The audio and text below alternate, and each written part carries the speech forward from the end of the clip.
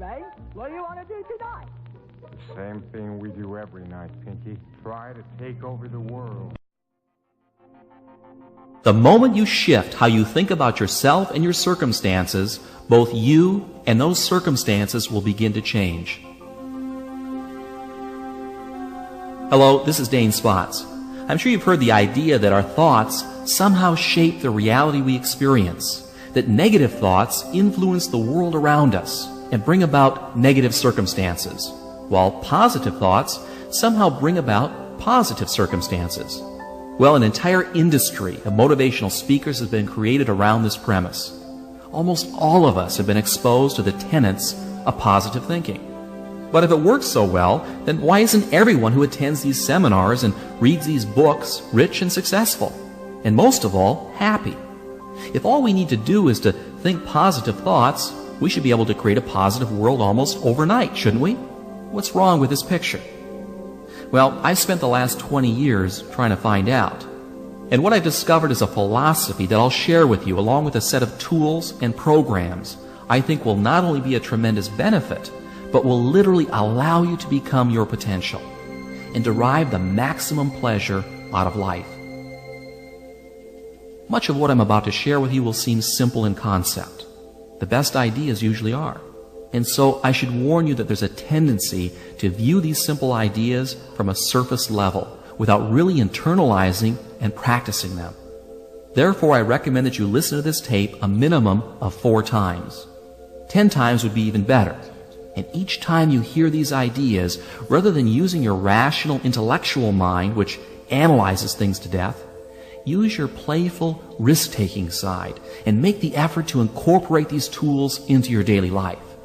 The reason I'm asking this of you is because I know that most of you will listen to this tape once and then stick it on a shelf, and you'll never really use the material. I want you to use this stuff, to practice it and internalize it. You see, it takes a commitment, a conscious commitment, to make positive change occur on a subconscious level. The tools and reprogramming processes must be used to make them work.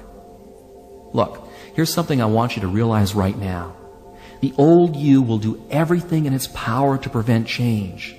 It will come up with excuses for not listening to the tapes. It will procrastinate and make excuses for not using these ideas and programs, even if they're good for you. And the reason why you'll do that to yourself is because the old you is comfortable. It has a built-in survival mechanism to protect the status quo. And that's why change is so difficult. And it's also why positive thinking on a surface level always fails.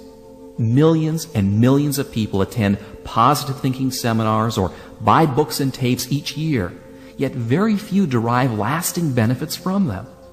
If you've ever attended any of these seminars or read any of these books, you're usually high from the motivational uplift for about 2 days.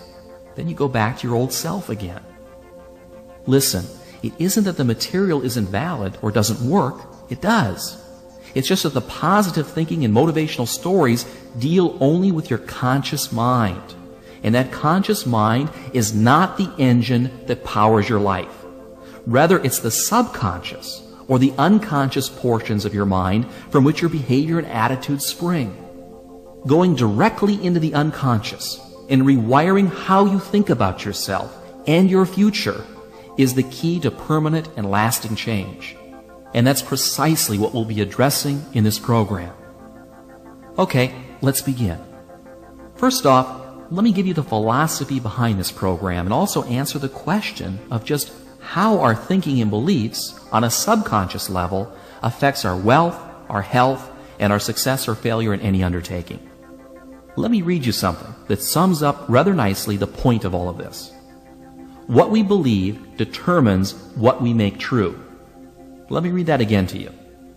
What we believe determines what we make true. Our perceptions of reality, how we think about ourselves and the world around us, what we look for and what we take to be true is determined by our beliefs. Alter a belief and you can change reality, or at least the reality that you experience. What I'm saying is that through your beliefs, you form your reality. A friend of mine who's a very successful and very wealthy real estate entrepreneur started without a single dime in his pocket, and he was able to amass a great fortune in only a few years with a simple philosophy of faking it until he made it. He convinced himself on a subconscious level that he had already acquired a great fortune, when in fact he was really broke. In his mind, he became a millionaire. The circumstances that brought about that reality then followed. Now, I'm sure that you've heard similar stories. What we take to be true on a subconscious level becomes our reality. Now, does that mean that skill and luck don't play a role in wealth and prosperity? Well, money-making skills are learned and begin with a desire and a belief that it's possible. Remember, what we believe is based on our perceptions, and what we perceive depends upon what we look for. And what we look for depends upon what we think. And luck, and we all know of those people who seem to be exceptionally lucky, is created out of a core belief that good things should happen. It's an expectation. Expect to be lucky, and you will be. It's as simple as that. Now, you've probably seen this happen to you all the time, but in reverse. You know, when you tell yourself that you're having a bad day, and sure enough, you do. What we believe determines what we make true. And that's the entire premise of this idea, as well as the tape. Are you still with me? What I'm telling you here is nothing new. In fact, it's very old. Philosophers and great thinkers have been saying it for thousands of years. The Roman philosopher Marcus Aurelius said, "Our light is what our thoughts make of it." Napoleon Hill said exactly the same thing in Think and Grow Rich. And everyone since has said the same basic idea. But that doesn't necessarily help you make it work better in your life. You see, you've got to break through an encrusted mind script that's made up of years of negative programming.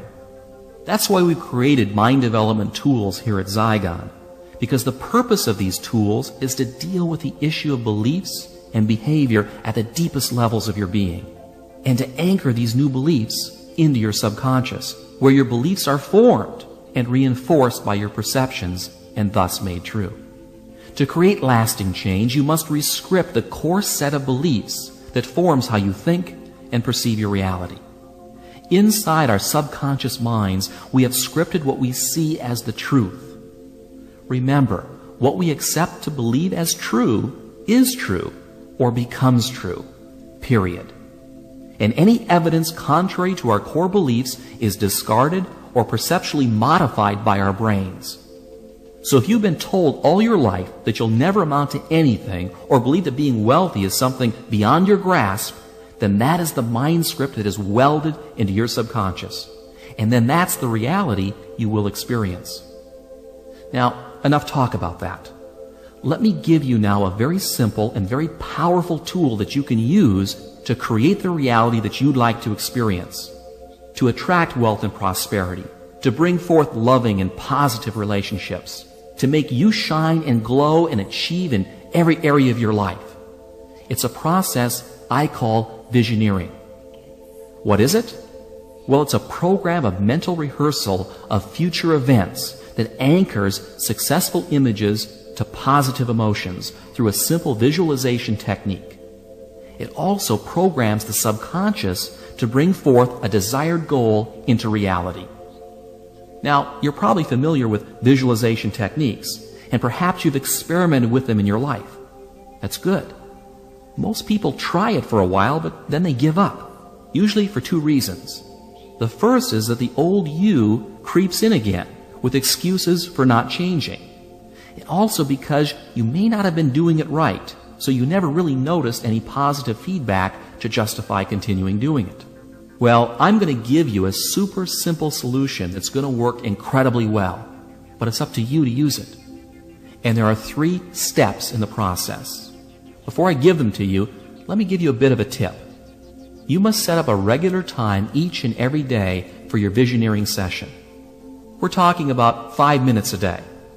5 minutes, and you can achieve any worthwhile goal that you desire. Morning or night, it doesn't really matter. Just give yourself the 5 minutes. You're worth it. Now, this 5 minutes must be exclusively devoted to the visioneering process. Okay, are you ready for a session? Get into a comfortable position.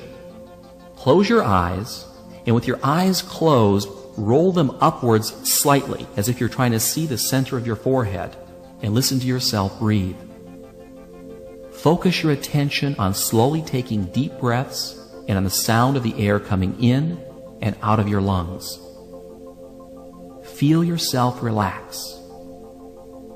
Do this breathing exercise 5 times. It will only take 45 seconds or so as you focus on your breathing. This is a simple relaxation exercise that will immediately alter your consciousness, putting your brain into an alpha state. In fact, if you were to hook yourself up to an EEG machine while doing this simple procedure, you would see an increase in alpha wave production emitting from your brain. And in only 45 seconds. You know, there are seminars that charge upwards of $500 to teach you this. Okay, so you've learned how to induce an alpha brainwave state in 45 seconds. The next step is to pick out an image of a past memory where you were extremely happy. Really get in touch with that experience. It doesn't really matter what it is or when it happened. The point is to conjure up a winning feeling or a positive emotion that you can then use to connect with your image of a future event. Perhaps this is an image of the moment you remember falling in love, or receiving a standing ovation during a high school play. Go back into your past and pull out a very specific event that you will relive in every detail. Feel the pats on your back, the loving adulation. Remember the voices, the smells, the colors. As you recreate this scene, let yourself re-experience all of those winning feelings. What you're doing here is bringing forward into your consciousness a positive emotion that will psychologically become connected with a future goal in your subconscious. This has the effect of anchoring that desired goal into the subconscious mind so that it's energized and becomes a subconscious reality. Now, making it happen is really quite easy, because if the subconscious mind believes it, it will alter your perceptions and will look for it to make it into a reality. I'll talk more about that a little bit later. Okay, once you've relived that positive moment and felt those winning feelings welling up inside of you, the next step is to envision the future goal that you want to achieve as vividly as possible. It can be through a mental picture, a word, a musical note, a taste. In fact, any sensory image that you can think of. Each person is different. Some people respond better to pictures, while others words. The key point here is to see yourself as if you've already achieved that goal, whether it's in the form of a picture, a feeling, or words. If it's money, see yourself as already having it. Perhaps the images are of you going to the bank with a big deposit, or you're sitting at your desk at work, piled high with $100 bills. Smell the money, roll in it, throw it in the air. See yourself walking down the street wearing the finest clothes, driving your dream car, and hearing the whispers and comments of your friends, wondering how you ever got so successful. If you're a student taking a test, see that big red A+ marked across the top of your exam. If you're a salesperson, see yourself actually closing the sale. If you're giving a speech, see the audience clapping for you and telling you what a wonderful job that you've done. Let's say you want a vacation home on Cape Cod or in Malibu. Picture yourself walking through the front door, noticing the color and the texture of the walls, the lawn, the roof, the entry area. Go ahead and walk through the entire home in your mind, filling in the details exactly as you would like them to be in your reality. Give your images as much richness and detail as you possibly can. And don't worry if at first your images are a bit fuzzy. The process improves with practice. Tie in sounds, smells, and touch. In fact, the more senses and the greater the specificity, the more ammunition that you're giving your subconscious mind to believe it and then to act on it. Okay, you get the idea. Now let's review the steps here. First, you get comfortable. Close your eyes and roll them upward, focusing your breathing for 5 breaths. Second, recreate a winning feeling by bringing forth a positive image from your past and reliving it for a minute or 2. 3, envision your future goal as if you've already achieved it. and do a mental rehearsal of that event or objective with as much color and detail as possible. Now, there's one last thing that I want you to do at the end of every session that may seem a bit strange at first, but it's very powerful and very important. When you open your eyes, I want you to say the following out loud. I now allow myself to have, and then fill in the blank with whatever it was that you want. And then say, so be it, it is done. This simple statement to yourself affirms the goal that you've just programmed and releases it. Why release it? What you want to do after affirming it is to release it and not dwell on it. Dwelling on something is like telling your subconscious mind that you don't really believe that it's possible. It's like wanting something too badly. You know when you want something too much and that you're afraid that you're not going to get it? This is what I call the choke syndrome. When you try too hard, you choke on it. And it's a very easy thing to do. People who wish for something fall prey to this all the time. However, if you visioneer it, you've already created it. Now release it and let it go. By letting go of it, you're actually programming into your subconscious the belief that you expect it to happen. And dwelling on it only creates mental doubt that you believe it's really possible. And there's something else too. You must believe that you deserve it and not feel the least bit guilty about it. For many of us, we have an unconscious guilt about being happy. And you need to remove those feelings from your subconscious once and for all. Why would we feel guilty about being happy? Well, it's because somewhere along the line, our parents, our schools, our churches, or our friends have programmed into us that we have to suffer to be happy, or pay a price for happiness, or that just when things are starting to get good, they all turn bad. Well, that's all a lot of hogwash. People say those things because they themselves have a belief system of limitation and lack. They believe at a core level that they don't deserve success and happiness, so why should anyone else? Most people think that happiness comes out of being successful or having good health, when in fact the reverse is true. Happiness is not something that's earned or deserved. Happiness is simply a state of mind by which our thinking is positive a good share of the time. If you wait until you feel deserving of having pleasant thoughts about your life, you'll end up convincing your subconscious that you're undeserving of happiness. And the result is you'll be unhappy and unsuccessful in most of your undertakings. It's not selfish or wrong to be happy, regardless of where you are in life. So be happy. Happiness is a means to an end, success and well-being. And it's also an end in and of itself that we all desire. Happiness is not something that happens to you. It's something that you cultivate, that you determine and control. If you're waiting for happiness to happen to you, you're going to have a long wait. Instead, leapfrog to it right now. How do you do that? Well, it's really very simple. By being and acting happy, even when you're not. It's what all winners do, and it's what you should do, and do it now. Here are the 3 components that will allow you to create the mental habit of being happy the majority of the time and winning in every circumstance that you encounter. The first aspect of this is to not allow any outward experiences to influence you about how you think about yourself. You do this by changing the way that you react to circumstances. Instead of being a participant in the circumstance, be apart from it. Let's say you're a salesperson, and you make sales and you create commissions for a living. And you've just spent the last 3 months of your time and money putting together a major deal, and it's just getting ready to close when your prospect backs out at the last minute. Your commission was big bucks, and you see it all going down the drain before your very eyes. And you say to yourself, I just knew this was a lousy business. Why did I ever go into this business in the first place? People are rotten. Now I have to start all over again. Whoa, wait a minute, time out. Stand outside of this picture for a moment.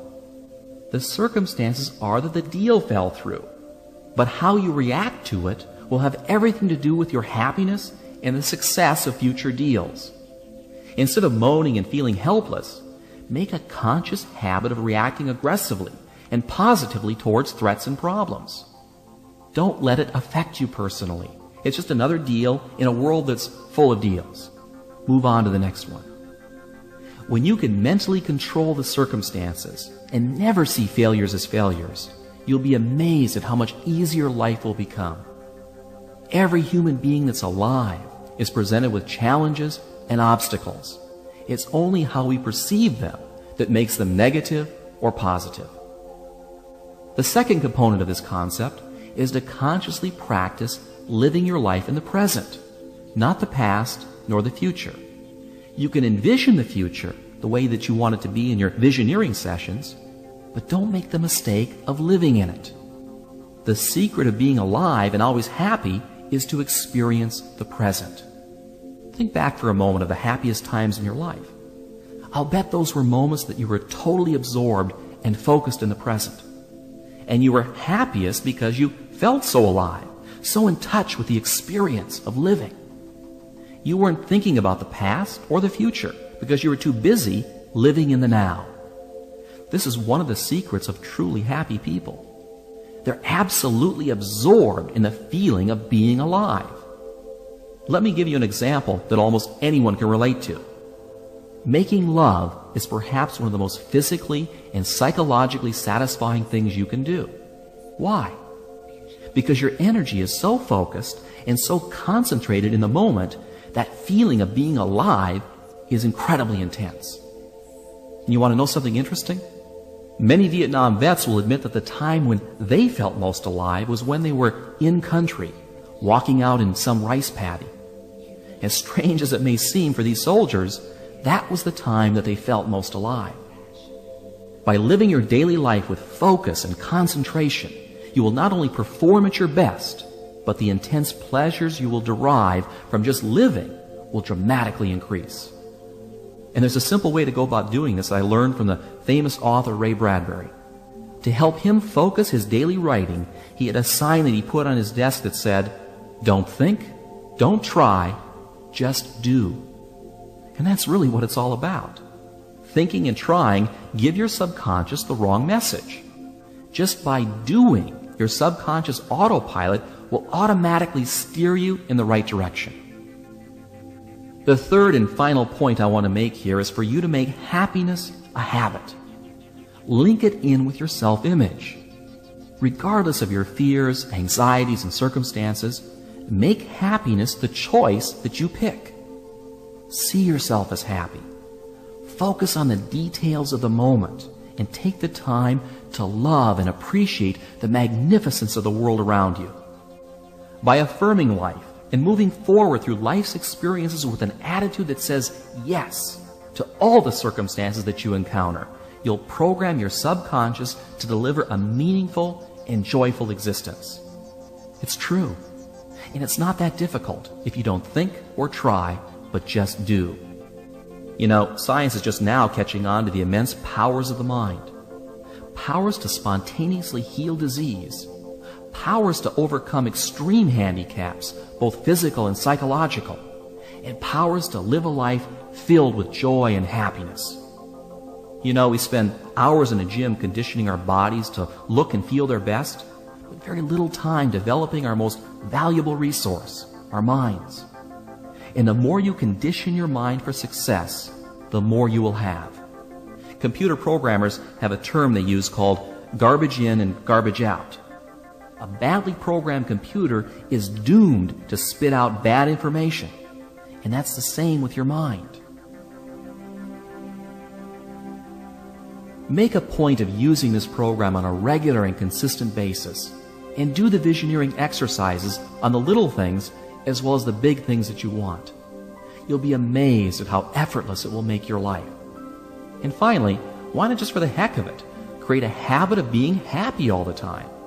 Make a conscious decision to take aggressive action in the circumstances of your life and resolve to become the best that you can be. These simple things will have a dramatic effect on your reality. Follow this program, and 1 year from now, I guarantee you'll be totally amazed at the transformation and the positive direction that your life takes. Thank you for listening, and until next time, this is Dane Spots.